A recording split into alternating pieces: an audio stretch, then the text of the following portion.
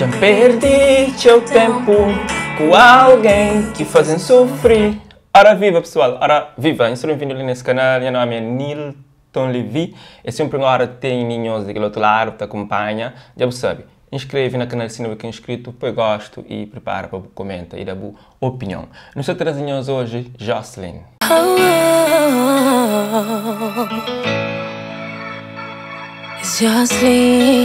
É de conhecimento de maioria de nós que um vídeo íntimo de Jocelyn vaza na rede social e eu falo a respeito disso, para Maria Flamengo receber seu apoio, então é que podia ficar sem falar algo sobre esse vídeo. Minha opinião te deixa depois de me falar o que é falar. Jocelyn escreve: como expressar em palavras tudo que me vai na alma estes últimos dias?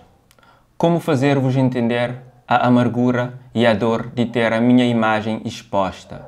Não o desejo a ninguém. A vida me tem ensinado muito.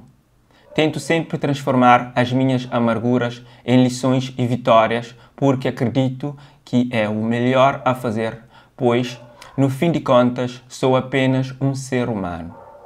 Desde muito cedo, tive a noção do papel da mulher na sociedade, o peso que carregamos nas costas, a realidade nua e crua que nós vivemos.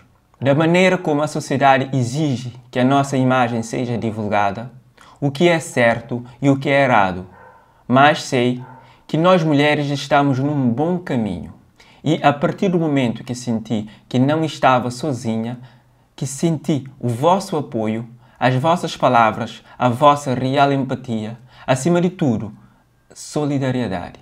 Não estaria a ser grata se não escrevesse esta pequena carta a agradecer. Agradecer e reconhecer o bem que a outra pessoa nos faz. E eu sou grata por vos ter, por saber que posso contar com vocês, por sentir esse carinho. Hoje aconteceu comigo. Não espero que aconteça com mais nenhuma mulher. E se acontecer, estarei aqui para apoiar e mostrar a minha empatia e solidariedade, assim como demonstraram por mim. Nesta vida há muita coisa má que nos vai acontecer, mas baixar a cabeça e desistir não é a solução. Por vezes vai ser difícil levantar da cama para enfrentar o dia, mas vai ter que ser forte e seguir em frente. Não podemos esquecer que um capítulo ruim não pode apagar toda a nossa história. Perdoa-te a ti mesma. Perdoa os outros que te querem ver mal. Aprende com cada lição. Vê o lado positivo em cada situação. E luta para ser o melhor ser humano. Todos os dias. Tal como aprendi com o Papa Francisco.